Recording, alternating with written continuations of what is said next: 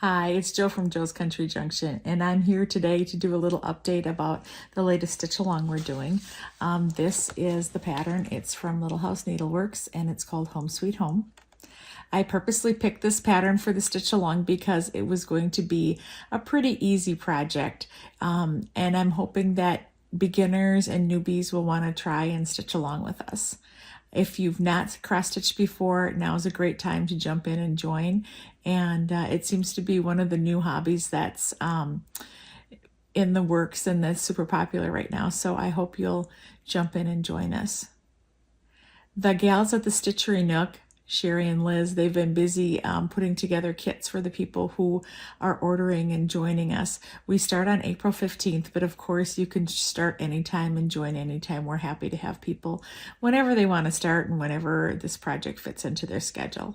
So with me, I am stitching mine on 40 count, so I did order 40 count linen, and this is what I'm stitching on. But we encourage anybody, no matter what kind of linen or Aida you want to stitch with, we encourage you to join us. The colors that we have are all classic Colorworks threads, and I think they're just going to be so pretty together. There's only 5 colors, so if you're new to this, it's a quick, easy way to start jumping into cross stitch. It really wouldn't be super expensive.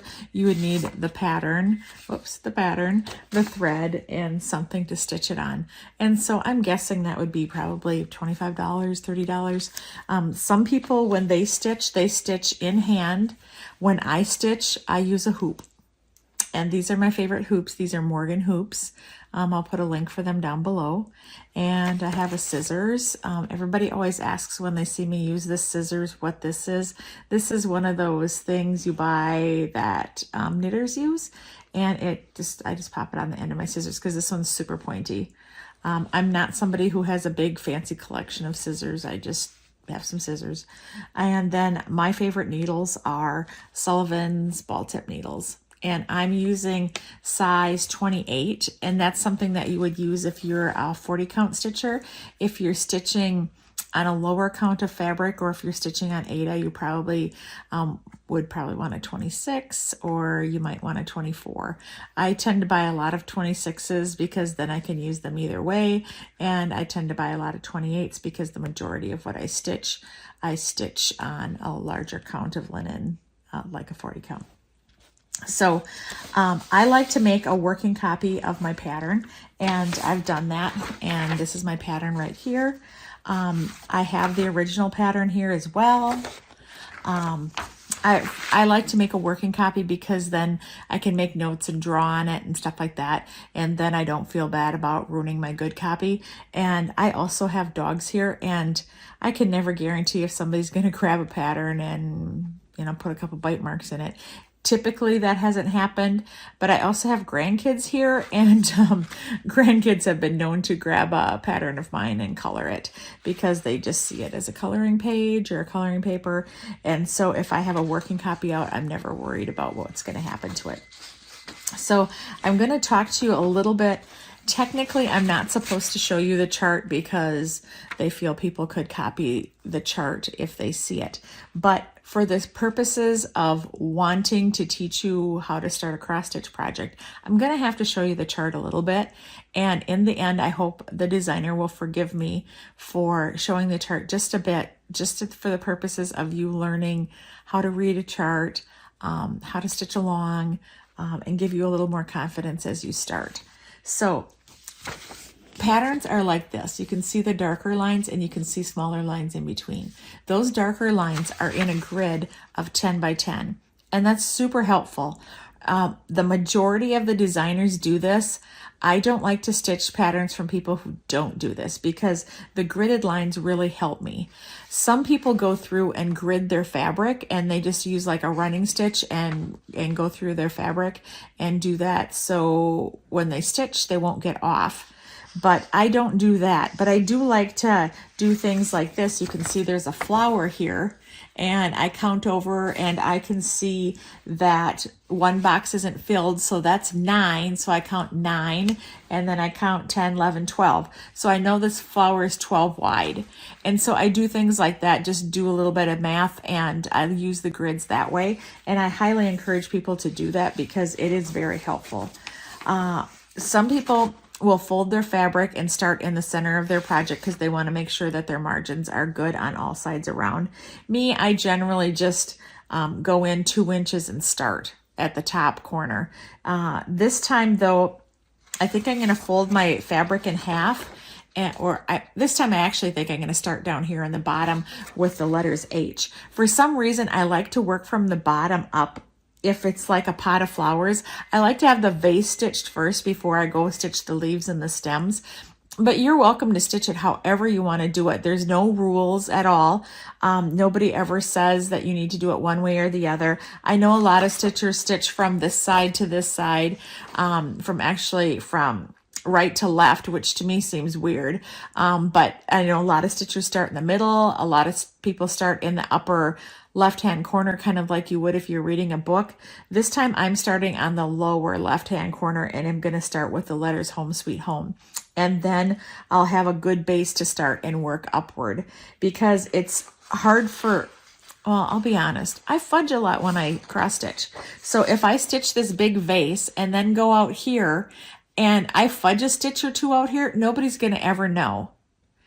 But I need to start with the vase to go out here, and so if I fudge, it's okay. If I start from the top and come down, am I going to make sure that when I have to go fudge, it's harder to fudge this big piece down here than it is to fudge a leaf or a flower one stitch one way or the other. So that's why I really try to start from the bottom and work up. But as I said, you're welcome to do anything that you want to. I'm sitting actually right now in my stitchy spot where I always stitch. It is a love seat that has recliners at each end. And I really, really like that because I like to have my feet up when I stitch.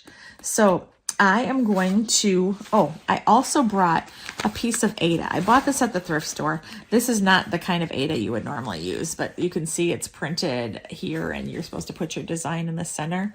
Well, I'm just going to use the back side, and I'm going to show somebody who is stitching on Aida how to make a stitch. I know that this is really, really basic, but again, I'm doing this video to help people who are super, nervous to even start, because if you've never seen somebody cross stitch, it's hard to know how to do it. And I just want to be there to try to help the best I can. So I'm going to pause the video here for just a second, and I'm going to get my hoop set up, and then we'll get going. Okay, I switched my camera around, and so then you could see what I'm working on here. And so this is the front of the cover. On the back of the pattern is this little area right here where it shows the colors that are being used of floss that are being used in the project. This is called the legend. And so that's where you find out which color you're going to stitch where, or what color is needed where. And as far as the pattern goes, here's the pattern. And we are focusing down here, and I'm going to be stitching these letters first. So I can see that in order to stitch this H that's right here, I need to use and make whatever color is the X color. So I'm going to go back to my chart here, and I'm looking, and it says X is cocoa bean. I don't know how that looks on your screen, what direction you need that to go, but the X says cocoa bean. So I found my floss that said cocoa bean, and then I pulled out one strand of thread. I'm using one strand because I'm stitching on 40 count. If you're stitching on 36 count, you can still use one strand. If you're stitching on 32, 30, 28, 14, or 16 count Aida, then you would need to stitch two strands. But I'm first just going to show you how to do it with one strand on 40 count of linen. This is the harder way to cross stitch, but it's not that hard. So what I'm going to do is I'm starting mine. I know that Liz cut me a big enough piece to stitch this on. I'm guessing she probably gave me 3-inch border all around, maybe 2.5-inch border. I'm just going to go in 2 inches, and then I'm about 2 inches, and then I'm sure that I'll be right. So I have my needle here already ready. I'm just going to poke it in here, and I'm going to come like this.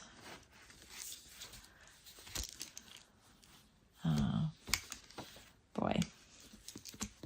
I'm flopping around. It's sometimes hard to get it started just because the linen is kind of stiff at first. It can be stiff at first. So I've got it in my hoop. I put the bottom piece, this on the back side, put the top hoop on the front side, and then I'm tightening this up. You don't have to stitch in a hoop. You can stitch by hand. You can do whatever you want to do, but I am stitching here with a hoop, and that's the way I like to do it. And I do something called the sewing stitch, and I am going to be doing that on this linen. And so I'm hoping that you'll be able to see this and we can figure out a way to make this all work. So here's my linen, here's my needle, I have my hoop in place. I'm gonna just start my H right over here. I need to thread my needle, which is always a little challenging when I'm doing this with you all watching. So here goes. I'm gonna thread my needle. And I was out doing a little gardening, so if my fingernails aren't perfect, I'm so very sorry, but this is real life with Joe. I keep my chart, and I have a clip on my lamp, and I'm going to clip my chart over here because I think that way I can see it, and then I can still not show it to you all. Hopefully I can situate my lamp right, so that, because my lamp has a clip that holds my chart, you can see it hanging here now, just the very fringes of it. So I'm going to start with the H, and when I start with this H, I'll show you my other copy here. It says that I need to stitch 1, skip 1, stitch 1. So I have that in mind. I'm going to come up here on the bottom. I'm just guessing I'm 2 inches in. It's close enough.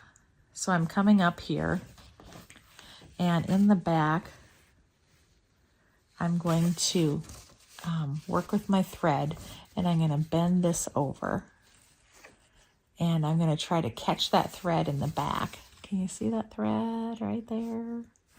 Right down here. I can't see if I'm showing this to you right or not. Well, anyway, I've got the thread right here, and I'm going to flip this over, and I'm going to catch that thread in. So I'm going to count 1, 2 up, 1, 2 over, because that's how you do it with linen. You're stitching like a 2 by 2.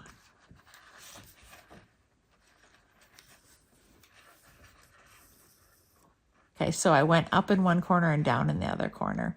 I actually think that I always go, my diagonal goes this way. And you want to keep all of your stitches so that the diagonal always goes the same way. So if you start your stitch up here and you make an X like this, then you're going to want to, then your second cross will be this way. Well, when you start your next stitch, you're going to want the angle of your threads to go the same way. And so I'm always like, I don't know, I go from northwest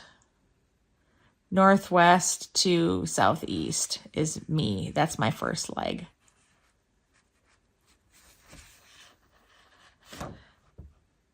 Or southwest to northeast, depending on what direction, what I'm stitching.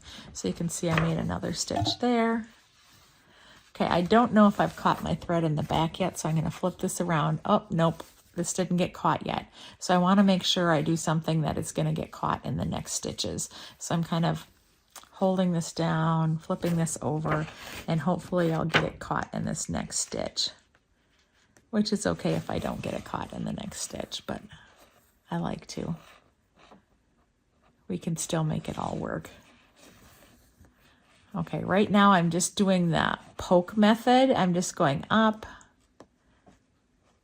And a lot of times I have to start out that way with the poke method.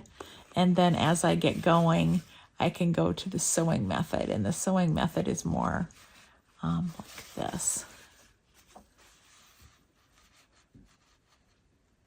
I'm counting those 2 threads. You can see there's 2 threads underneath my needle, and that's what I need to have is the 2 threads under. And then I'm going down here, and then now I'm skipping up and going to the 2 threads here. And that's how you do the sewing method. You always have, with linen, you always have 2 threads under your needle. Okay, so you count 1, 2 over, 1, 2 across. Or 1, 2, this way I'm doing 1, 2 up. And as you get stitching, you can see that this is now an easy spot to find because it's already marked because you're going into the same hole from the previous stitch. So sometimes when you start out, you think, oh my gosh, this is so hard. But then as you get going, it gets easier and easier because you're using the previous holes that you already stitched. And so it makes it much easier. Oops, I got caught on my corner here. Sometimes linen starts out a little stiff, and then as you stitch a few more stitches and as you work with the linen, it gets better and better. So you can see that that's how I'm doing the running stitch, and that's how I'm starting my project for this Home Sweet Home project. So that's how you do it on linen. Right now, if I'm going to look at my chart, which I should have looked at my chart before, because my chart tells me to make this H, I need to do 1, 2, 3, 4 stitches up, and then I'm going to make 1 stitch to each side. And I didn't even look at the chart before I started stitching, so we should probably go back and count. 1, 2, 3, 4. Oh, I made too many stitches. So this is, I'm going to show you how I rip something out. I unthread my needle, and so I have my needle here. And then I go in like this and I pull out a stitch, and I got to pull out 1 more stitch because I made too many. So I take just the top piece with my needle and then I pull it. Oops, for some reason it's not coming. Okay, it's not a problem. I pull it out, and then here I'm pulling this next one out. Okay, because I was only supposed to stitch that far. I was only supposed to stitch 1, 2, 3, 4 stitches. So now I need to rethread my needle, which I'm going to do. I got talking to you and didn't look at my chart.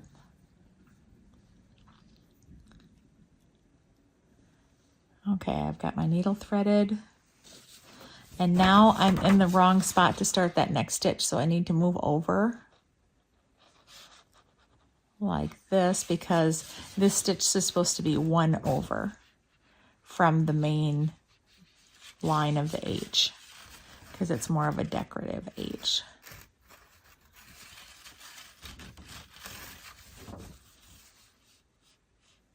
So you can see I'm just stitching along now. It's good to like make a couple stitches. A lot of times when I stitch, I do things like this when I look at my chart. I say, okay, I got to go 1, 2, 3, 4 up, 1 to the side, then 1, 2, 3 up. And I kind of like remember that in my head so I don't have to look at the chart all of the time. And so that way I don't have to look at the chart and distract myself from stitching as often. So I did the 4, I popped out, did the 1. Now I have to do the 2, 3. Okay, then I might want to stop and look at the chart to see what I have to do next. I've already done that. I know I need to make a stitch to the side, so I sometimes turn my hoop as I stitch, and then I put my next stitch in. It's just easier at a better angle for me, and this is super awkward for me showing you how to stitch. So I'd normally probably have the H stitch by now if I wasn't talking to you and showing you how to do this. And then 40 count is harder to see to start with. And so my face is much further away from my needle than it normally is because I have the camera here. But you can see that then I've got that. Like, what I like to do then is when I have to go back down here, I like to flip over, and I did catch that tail, and I could trim that off, or I could just go like this and catch it again. And then I'm down in position to start over and do the crossbar of the H. And so that's how I stitch on 40 count linen. I think that gives you an idea. So you're going to just keep following the chart here, and you're going to stitch and move over and stitch the whole Home Sweet Home. And then for me, I'll go pop up and I'm going to do the little, let me see if I can find the picture of the pattern. Oh yeah, here it is. So then I'm going to do these little triangles, and then I'll stitch this whole line across there, and then I'll come in and start working on the pot. This really shouldn't take very long to stitch. For me, this will probably take 2 or 3, probably 3 nights. I don't know, that pot is pretty intense to fill all that in, but it shouldn't take too long to stitch if I get a couple hours each night. I really enjoy stitching, and if I can get 2 hours of stitching in, I'm in heaven. So I really try to work, and I end up staying up too late, but that's a whole nother thing. So I'm going to start out with just the Home Sweet Home first. And if you're wondering, I'll probably carry my thread from the H to the O to the M to the E, and then I'll cut off my thread and start a new thread when I start the S, because that's quite a ways to carry. And sometimes your thread shows through. You can see that this fabric is fairly thick, and if I hold thread underneath here, you can't see it. So you can carry a little bit more on this fabric, but sometimes if you have like a linen fabric, some are thinner and wider spacing between the weft and warp of the linen, and so sometimes you can see the thread. I've unthreaded this for now, and I'm going to cut off, oh no, I'll just get a new piece of this thread, and then I'm going to transfer and show you how you would stitch if you are an Aida stitcher. And you're just going to have to ignore the little dots in the fabric, because this is what I have. I don't stitch on Aida, so I didn't want to go out and buy some Aida to just do a demonstration for you. I'm just going to use one of these. So I'm pulling it apart. I'm getting one strand of thread. I pull like that. I'm going to set my thread back over here. Somebody asked me why they call it floss, because they don't like the name floss, because they think of dental floss. I don't know why they do that. She said that when she grew up, they always called it embroidery thread. Well, I think one thing is that it's being used for cross stitch, so maybe that's one reason. Whatever you do, you don't want to tie a knot. I know a lot of people are embroiderers, and then they want to transfer to cross stitch, but cross stitch you don't want to tie a knot, because there's a way to bury your thread, and B, if you do that and you go to frame it, sometimes those little knots on the back can make your picture be lumpy. Okay, so linen, you can see, just has holes like this. And so your stitch is really going to come up here. Okay, and linen you can put in a hoop too. And most people do, or I'm sorry, Aida you can put in a hoop as well. And a lot of people do put it in a hoop. And I think just for the sake of all of this, I'm going to take my hoop off this project, and I'm going to put it on the Aida, because it will just hold it for me so I can flip from side to side easier. So I got my hoop off that one. I just unscrewed it. Now I'm going to put the hoop on this. In general, Aida is a little stiffer. You can buy custom dyed or hand dyed Aida, and it isn't as stiff. When I first learned to stitch, I stitched on Aida. I bought those little kits from, the 5 and dime store or whatever kind of store they had, and I would stitch on Aida. And Aida's just fine. I don't have a problem with it, but I like my stuff to be vintage looking. And so if it's vintage looking, it should be on linen. It just looks a little more vintage or antique-y. So this is easier to stitch because there's obvious holes that you can see the holes. You know, you can see there's a hole, there's a hole, there's a hole. And so I'm just making my first stitch. Oh, I accidentally crossed the wrong way from my normal. So I'm just going to slide this needle under here, which is no problem. So I'm just going to slide it under, and then I'll have my stitch started the same way I do normally. So we're just going to go back, and we're making that same H we were making before. So we need to make one stitch over here, and then we needed to make one stitch here. And you can see that it's much easier. It's a larger count. Some people just only do the poke method. For me, I kind of do, even on Aida, I can do the sewing method, because you can see I'm going like this. And before I was going under 2 threads with Aida, you just go from hole to hole. You don't have to count. So you can see that it's much faster, much easier to see. And you have to decide if you prefer one over the other. And this is being stitched with 2 threads. You can see I have 2 threads here versus the 1 thread I had before. So there's 2 threads there, and that you have to do that so that you have better coverage. Okay, so remember it was 1, 2, 3, 4 to make the H.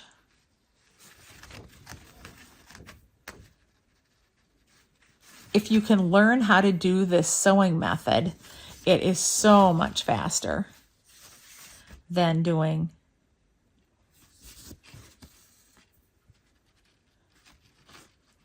just the poke method. I keep my middle finger down below, and I manipulate the tension of the fabric with my middle finger that's down below. So I let up when like when I'm going to pick up the thread, I push up, and then I go from hole to hole, and then I release it after I find the hole. Because if you watch, you can see that I push up, release it. Push up, release it. Push up, release it. And so now I'm going to cross the top of that H. So I stop and I do a poke method there. So I'm going to do this stitch like this. And I have that H, the first side of the H all stitched. You can see how Aida was much faster. And I'm going to come down here. You're not going to see my stitches under the Aida, so I'm not too worried about it. And then I'm going to work on the crossbar of the H, which is kind of a decorative stitch, or a decorative center, because I can see my chart because it's right here. And my chart, the center of the H, rather than being a straight line, looks more like this.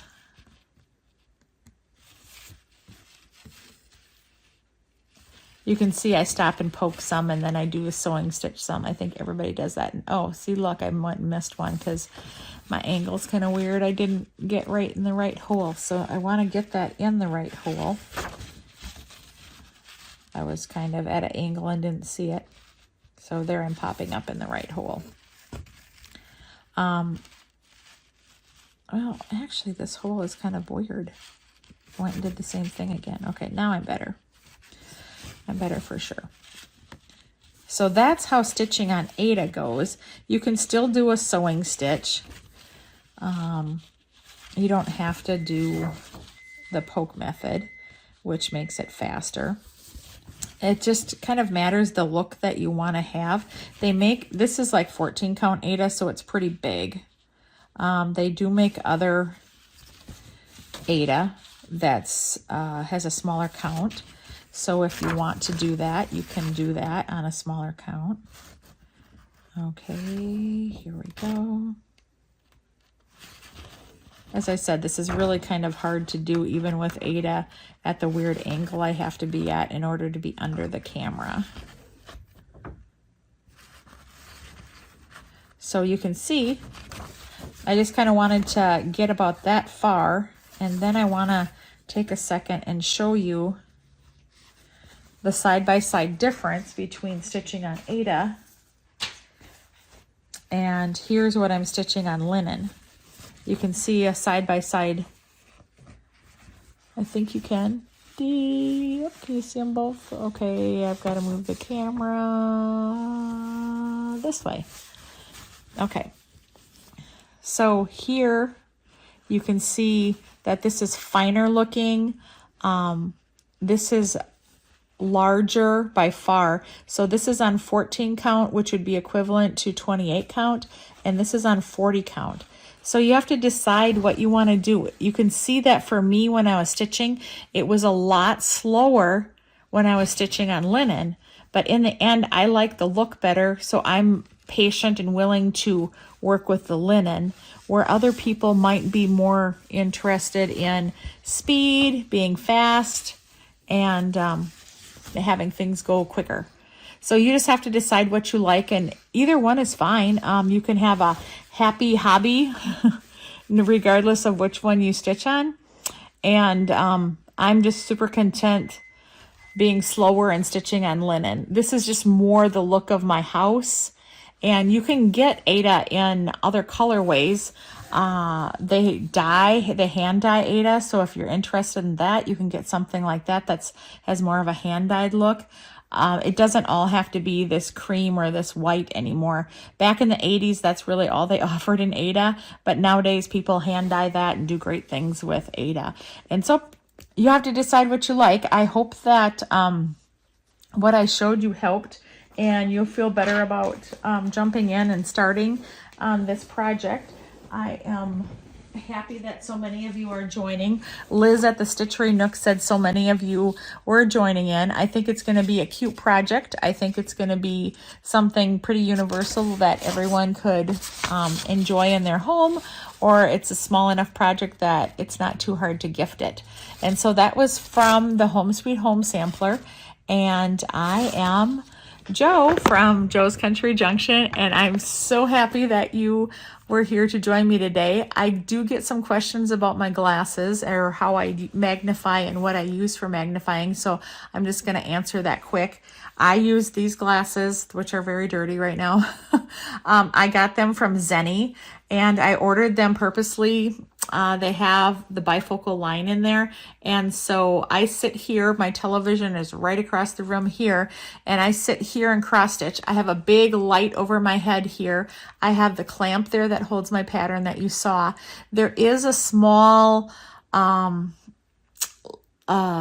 right over here. I'll show you. There is a small magnifier that's attached to, right here, that's attached to my lamp, and I use that rarely. I typically only use that when I am, oops, I just poked my eye, when I am doing some 1/1. So that means on the linen, I'd just be going over one thread on the linen. And that's usually about the only time I use these. So this is my distance vision in the top, and in the lower portion of it, that is 3.5 reading glasses. And I ordered them from Zenny specifically that way with the bifocal line in them. And my glasses were only $29. And I love having them because I can look out straight and look at my television, and I have my distance glasses so I can see the television well, and I can look down to cross stitch here, and right here I have my readers in so I can see what I'm stitching. So for me, this is the very best thing that I've ever found for stitching. Is I love the 3.5 magnifiers in there. I love the distance so that I can still watch television, because before I was like doing this all the time or doing this all the time so I could try to see, and that was no fun. And I don't like a big magnifier between me and my work. That feels a little awkward. It's okay for me if I'm doing over one, but if I'm just doing a project like this, I really prefer to have just these glasses. And so I highly recommend ordering a custom pair specifically designed for you doing close-up work. I use these for other things too. If I would be doing jewelry making or something like that, I'd probably use these as well, because I can look down and see really well, and I can look out and see really well. I don't like to wear these around the house though. Sometimes I'll be sitting here cross stitching and the dogs will want to get in, and so I'll stand up and go walk to the door, and yeah, it feels a little goofy because there's such a vast difference between the upper part and the lower part. But if I'm just sitting here watching TV, and stitching, this is just perfect. And so I'm so glad you joined me here at my stitchy spot. I'm hoping that you join me as well for the stitch along. I'm really excited to be stitching along with everybody. I'm hoping that many of you who are new to stitching are excited and going to actually stitch along, because I know a lot of people get excited and they buy the things and then they don't actually do it. I'm one of those people too. I don't want to act like I'm perfect and don't do the same thing, but I just really, stitching is so enjoyable. It's so relaxing, and I just really hope that other people can join in on the stitchy bug like so many of us have. I can't believe how many people did cross stitch in the 80s and 90s and then set it aside, and then now are doing that again. I think we got busy when we were raising our kids, but now we're ready to have a little cross stitch time again. So thanks so much for joining me, and for all of you who are stitching along with me, I so appreciate it. I like to have so many of you with. The more the merrier. My house is always busy, and I guess if my cross stitch life is busy too, that's okay too. As I said, thanks for joining me. The dogs are at the door and I need to go let them in, so catch you later. Bye.